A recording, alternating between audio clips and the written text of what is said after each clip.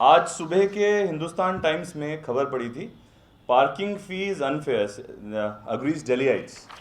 दिल्ली के जो जनता है वो ये मानती है कि जो पार्किंग के चार्जेस उनसे पूरी दिल्ली में लिए जाते हैं एमसीडी द्वारा, वो बहुत ही अनफेयर हैं, वो गलत तरीके से लिए जा रहे हैं। तो उसके ये पढ़ने के बाद कई दिन से बात चल रही थी, कई कंप्लेंट्स आ रही थी। मैं तो लक्ष्मीनगर से विधायक हूँ और जहाँ पे मेरा ऑफिस है, अगर आप लोग कभी विजिट करेंगे तो पीडब्ल्यूडी के लैंड के ऊपर एमसीडी की एक पार्किंग चलती है जो कि इलीगल तरीके से चल रही है। जो पार्किंग अलॉटेड है उससे बहुत ज़्यादा वहाँ पे गाड़ियाँ पार्क हो रही हैं और लेन्स कवर हो रखी हैं।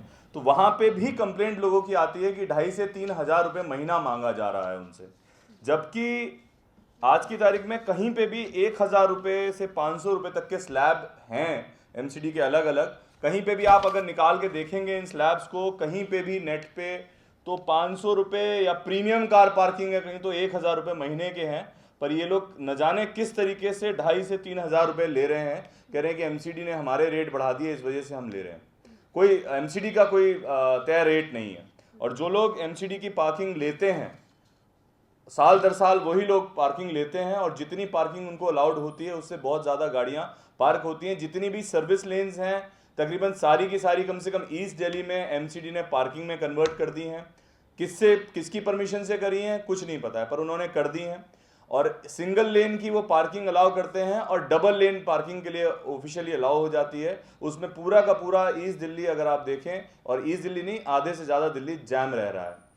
ये जो पैसा कलेक्ट होता है पार्किंग का, जहां पे 10 रुपए की पार्किंग की पर्ची देते हैं जो घंटे के हिसाब से जहां पार्किंग होती है, वहां 20 रुपए घंटे के हिसाब से लिया जा रहा है हर जगह पे 10 रुपए की पर्ची देने के बाद में।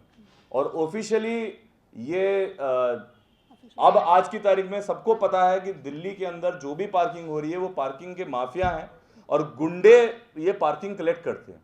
जो सीधे साधे सिटीजन हैं वो लोग उनसे बहस भी नहीं कर पाते, उनसे पूछ भी नहीं पाते कि आप 10 रुपए की पर्ची दे रहे हो तो आप 20 रुपए क्यों ले रहे हो। कहीं पे अगर गाड़ी पार्क होती है और वहां पे अगर एमसीडी का बोर्ड भी नहीं लगा होता, मैक्सिमम पार्किंग्स ऐसी हैं जो कि अनऑथराइज्ड हैं और वहां पे एमसीडी का बोर्ड भी नहीं लगा हुआ है, पर फिर भी वहां पे एमसीडी के नाम से पार्किंग वसूली जा रही है। कंप्लेंट्स करने के बाद एमसीडी का कोई रिएक्शन नहीं है उनके ऊपर, कोई उसके ऊपर बात नहीं कर रहा है एमसीडी वाला। एमसीडी की ऑफिशियल लिस्ट से बहुत ज़्यादा पार्किंग्स चल रही हैं, जो ऑफिशियल लिस्ट अवेलेबल है एमसीडी के अंदर उससे बहुत ज़्यादा पार्किंग्स चल रही हैं। पार्किंग जो एनुअल चार्जेस पार्किंग अलॉट होने, जिसको नाम से अलॉट होती है पार्किंग, उसके जो एनुअल चार्जेस लिए जाते हैं वो भी वो किश्तों में देता है, 3-4 महीने तक किश्तों में देता है। उसके बाद में उसको सिर्फ रिमाइंडर्स और नोटिसेस जाते हैं और 1 साल के बाद जो 1 साल का पीरियड होता है उसकी पार्किंग उसके नाम से जो है पार्किंग को कैंसिल कर दिया जाता है। अगले साल फिर से अपनी बीवी के, अपने भाई के, अपने भतीजे के नाम से वही आदमी फिर से लेता है, फिर 3-4 महीने देता है, उसके बाद देना बंद कर देता है। इस तरीके से मिली भगत से इस पार्किंग चल रही हैं। जहाँ पे सिंगल लेन होती है तो वहाँ पे आप हॉरिजॉन्टल गाड़ियाँ खड़ी होनी चाहिए, but vertical to the pavement गाड़ियाँ खड़ी होने की वजह से टोटल कंजेशन हो रहा है आज की तारीख में। और जिस चीज़ को उठाने से हर तरीके से लोगों को बहुत ज़्यादा डराया जाता है, धमकाया जाता है। कई लोगों की गाड़ी वहाँ पे खड़ी नहीं होने दी जाती, जो लोग क्वेश्चन पूछते हैं। इसको लेके बहुत सारी प्रॉब्लम्स हो गई हैं। और रेवेन्यू कलेक्शन का एक बात थी कि हम बार बार एमसीडीज कहते हैं कि दे आर रेवेन्यू स्ट्रैप। इतना सारी पार्किंग होने के बावजूद किस तरीके का कलेक्शन एमसीडी में आ रहा है पार्किंग से, जितना एमसीडी कलेक्शन बताती है 12 करोड़ रुपए ईस्ट एमसीडी का मैंने देखा पार्किंग से अगर आ रहा है, तो उससे तो कई गुना एक पार्किंग कमा रही है आज की तारीख में दिल्ली के अंदर। और विकास मार्ग को अगर आप देख लें, विकास मार्ग जो लाइफ लाइन है पूरी की पूरी दिल्ली की, ईस्ट दिल्ली की, वहाँ पे पार्किंग किस तरीके से सर्विस लेन्स के अंदर हो रही है। सर्विस लेन्स बिल्कुल ख़त्म हो गई हैं, एक लेन पूरी की पूरी और पार्क होती है विकास मार्ग पे। इस तरीके से कोई एफर्ट एमसीडी के द्वारा नहीं किया जा रहा कि पार्किंग की कैपेसिटी को बढ़ाए।